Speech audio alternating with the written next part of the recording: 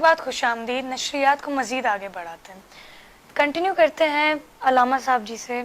علامہ صاحب, پہلا روزہ افطاری کا وقت قریب آ رہا ہے, پہلا عشرہ رحمت کا, تو اس رحمت کے عشرے کے حوالے سے اگر آپ کچھ بیان کریں, کوئی خصوصیات کچھ اس حوالے سے اگر آپ کچھ کہنا چاہیں.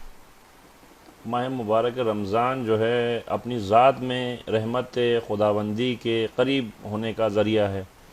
خدا کی رحمت سے وہی شخص جو ہے زیادہ مستفیض ہوگا جو خدا کے بندوں پہ بھی رحم کرے گا.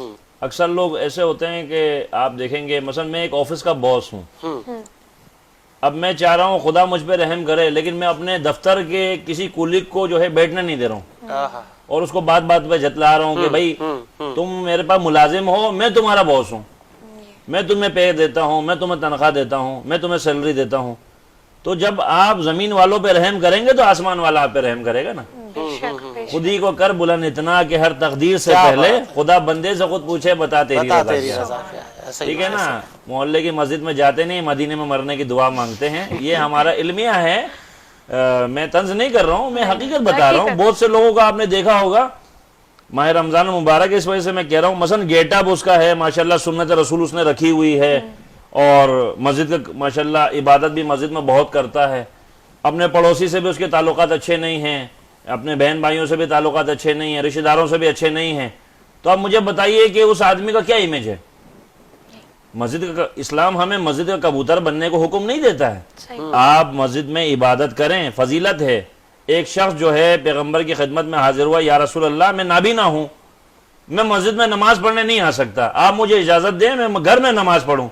آپ نے فرمایا اپنے گھر کے دروازے سے لے کر مسجد کے دروازے تک رسی باندھو, اور رسی کے سہارے چل کر تم مسجد میں آؤ, لیکن تمہیں گھر میں نماز پڑھنے کی اجازت نہیں ہے. میں تو دیکھتا ہوں, حیرت کرتا ہوں, بہت سے لوگ مسجد کے بالکل پڑوس میں گھر ہے, برابر میں گھر ہے, وہ نہیں آتا ہے. نہیں آتا. اچھا, ایک آدمی ہے جو اگرچہ 10 گلی پیچھے رہتا ہے, 100 گلی پیچھے رہتا ہے, وہ مسجد میں حاضر ہو رہا, خاص طور پہ فجر میں, فجر کی نماز میں. مثلا میں خود دیکھتا ہوں, چونکہ میں خود پیش نماز ہوں, نماز پڑھا رہا ہوں, میں دیکھ رہا ہوں مسجد کے پڑوس والا سویا ہوا ہے, وہ نہیں آ رہا ہے, لیکن جو مسجد سے دور رہ رہا ہے وہ باقاعدگی سے آ رہا ہے. تو مجھے بتائیے رحمت خدا کس کی زیادہ نزدیک ہے, اس کے جو سویا ہوا ہے, یا اس کے وہ دور ہو کر بھی قریب ہے.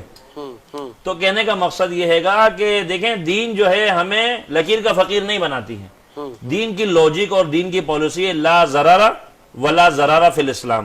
اسلام نہ خود نقصان اٹھانے کو تیار ہے, نہ کسی کو نقصان میں دیکھنے کو تیار ہے.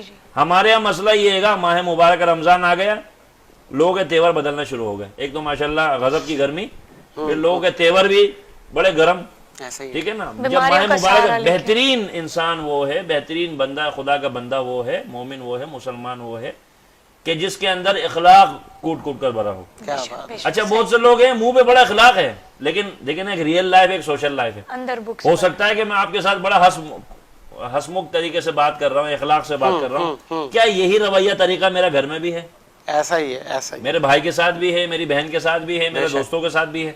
تو یہ چیزیں تو خیر متقاضی ہیں نا اس بات کی. ماہ مبارک رمضان رحمت کا مہینہ ہے. خدا کی رحمت کو اس وقت درک کر سکو گے نا جب رحمت خدا سے حاصل کرنے والے کام کرو گے. مثلا ایک مثال دے رہا ہوں, آج جو ہے ہر چیز جو ہے سیلفی ہو گئی ہے. آپ کسی غریب کو راشن دیں گے تو بھی آپ ایک سیلفی بنائیں گے, بھائی کیوں, 4 لوگوں میں میری واہ واہ ہوگی. ایسا ہی ہے.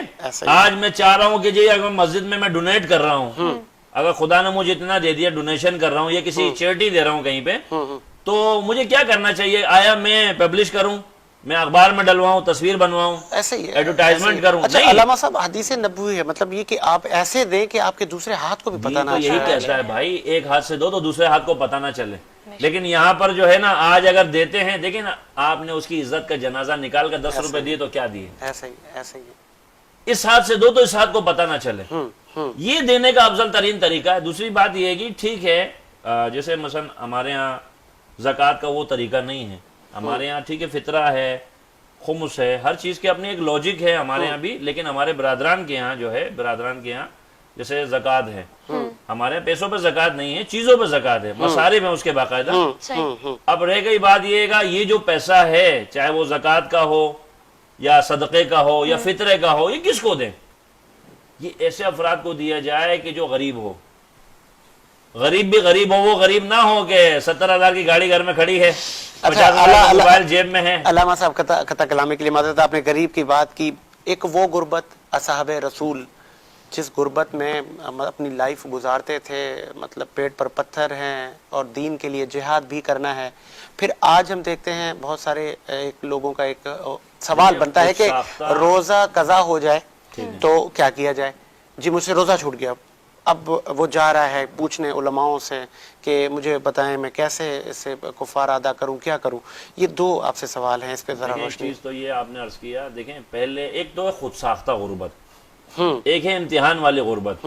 خود ساختہ غربت یہ ہے گا ایک آدمی دیکھیں جو آدمی رونا روتا رہے گا اس کا زندگی میں کبھی پورا پڑے گا ہی نہیں، تجربے والی بات۔ شکر کیا جائے رب کی نعمتوں کا۔ مقصد ایک مثال ہے، غریب ہے وہ ٹھیک ہے، اس کے حالات اچھے نہیں ہیں، لیکن وہ خدا پہ صبر و شکر کرتا ہے تو خدا اس کی نعمت میں وسعت دیتا ہے۔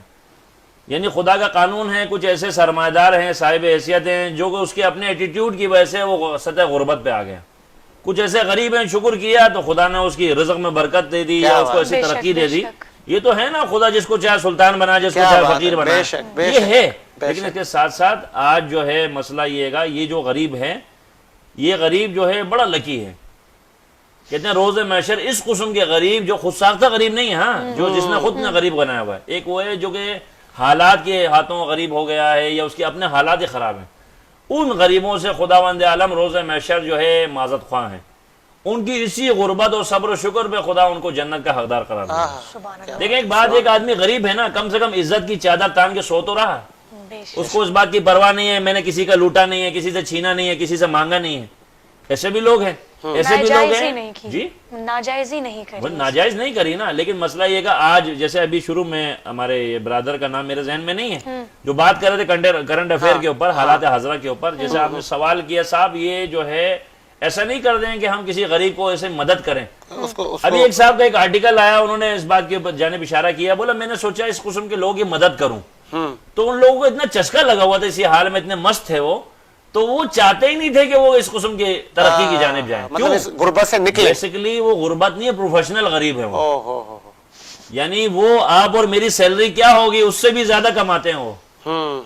بھائی 10,000 آدمی اگر ایک سڑک پہ سے گزر رہا ہے، میں تو ایک چھوٹی سی بات کر رہا ہوں، شہر کراچی کروڑوں کی تعداد یہاں لوگ رہتے ہیں، 10,000 افراد ایک روڈ سے گزر رہے ہیں اور وہ آدمی بیٹھا ہوا ہے بھیک مانگنے کے لیے، اب اس کو روز کی جو انکم اس کی ہو رہی ہے میری آپ کی انکم سے بھی 100 گنا زیادہ ہے، تو اس کو اس میں روز کے چسکے لگے ہوئے ہیں، تو وہ کیوں محنت کرے گا، وہ کیوں محنت کرے گا، وہ کیوں عزت سے وہ کہے گا بھائی میں یہی تو بات ہے۔ ہمارے یہاں معذرت کے ساتھ تھوڑی بات تلانی ہو جائے گی، ہمارے یہاں فلاحی ادارے اگرچہ کام کر رہے غریبوں کے لیے، لیکن ایک حساب سے ہٹ حرام لوگوں کی حوصلہ افزائی کا بھی باعث بنا۔ ایسا ہی ہے۔ نشریات کو آگے بڑھاتے ہیں، ایک اور منقبت اور نعتوں کا اضافہ ہوا ہے۔ محمد رضا صاحب شکریہ آپ نے ٹائم دیا، کیا آج آپ ہمیں سنائیں گے؟ نعت سنائیں گے، منقبت سنائیں گے؟ جی منقبت بی فاطمہ کے حوالے سے جی جی پیش کروں گا، سماعت فرمائیے گا۔ جب تیری منقبت لکھی زہرا، جب تیری منقبت لکھی زہرا، جب تیری منقبت لکھی زہرا، میں نے جنت خرید لی زہرا، بولے جبریل سب سے ہٹ کر ہے، بولے جبریل سب سے ہٹ کر ہے، تیرے بچوں کی نوکری زہرا، تیرے بچوں کی نوکری زہرا، جس کا پردہ خدا کا پردہ ہے، جس کا پردہ خدا کا پردہ ہے محمد کی لاڈلی زہرا ہے محمد کی لاڈلی زہرا، تیرے رومال نے بنا ڈالا، تیرے رومال نے بنا ڈالا، ہوئے کو ایک پل میں جنتی زہرا، ہوئے کو ایک پل میں جنتی زہرا، دونوں عالم میں فاقے ہو جائیں، دونوں عالم میں فاقے ہو جائیں، تیری چکی جو رک گئی زہرا، تیری چکی جو رک گئی زہرا، جب تیری منقبت لکھی زہرا، میں نے جنت خرید لی زہرا۔ سبحان اللہ سبحان اللہ۔ پہلی افطاری اور اذان مغرب کا وقت بھی قریب ہے، مبارک مہینہ ہے، اور تمام ہی مومن، تمام ہی لوگوں کی خواہش ہوتی ہے کہ یہ مبارک مہینہ ہمیں زندگی میں نصیب ہو، جس میں عبادت اور تمام ہی نیکیوں کا ثواب 3 گنا زیادہ ملتا ہے۔ اور اکثر جو علماء ہیں، جو تمام دین کی میں کہوں گا رکھوالے ہیں، وہ بھی یہی درس دیتے ہیں نوجوانوں کو کہ بڑھ چڑھ کر ان عبادتوں اور ان فکر رسول پر، اور جس طرح رحمتیں ہیں، برکتیں ہیں، ان کے لیے آئیں، مسجدیں بھریں، اور اس طرح کی جو محافل ہیں ان کا حصہ بنیں، دین کی بات کریں، نبی اور اس کی آل کی بات کریں، اصحابہ رسول کی بات کریں، یہی ہمیں درس ملتا ہے دین میں۔ کوشش تھی آج افطار ٹرانسمیشن میں مزید ہم اس کو آگے بڑھائیں، کوشش ہوگی کہ آئندہ آپ تمام ہی حاضرین کے لیے مزید ٹائم بڑھائیں اپنی افطار ٹرانسمیشن کا، اور تمام ہی ہماری عوام کا بھی یہ شکوہ ہے کہ مزید اس کو آگے بڑھایا جائے، اور کوشش بھی ہوگی وینس کی پوری ٹیم کی، جس طرح وہ محنت کر رہے ہیں اس طرح کی ٹرانسمیشن میں۔ اسپیشل تھینکس کروں گا میں تمام ہی میرے سیٹ پہ بیٹھے ہوئے علامہ منتظری صاحب آپ کا، اور جو میری ٹیکنیکل ٹیم ہے اس میں شہزاد آپ کا کلیدی کردار ہے، رمیز ہیں، فیضان بھائی ہیں، عاقب ہیں، حسنین، فرحان صاحب، تو بہت سارے لوگ آپ کی اس ٹرانسمیشن کو تیار کرتے ہیں تاکہ اس رسول کے دین کو ہم دنیا کے کونے کونے تک پہنچائیں، اور رمضان المبارک کے جو عشرے ہیں اور جو رمضان المبارک کی عبادتیں ہیں اور جو اس کی تاریخ ہے وہ تمام لوگوں تک پہنچے، اور ہماری افطاریاں، ہماری سحریاں اسی برکتوں اور رحمتوں میں گزریں۔ مجھے اور سمر دعا کو اور تمام سیٹ پہ بیٹھے ہوئے لوگوں کو اجازت دیجیے، آپ حاضرین سے ملاقات ہوگی دوسرے روزے اور سیکنڈ افطار ٹرانسمیشن اور سحری ٹرانسمیشن میں۔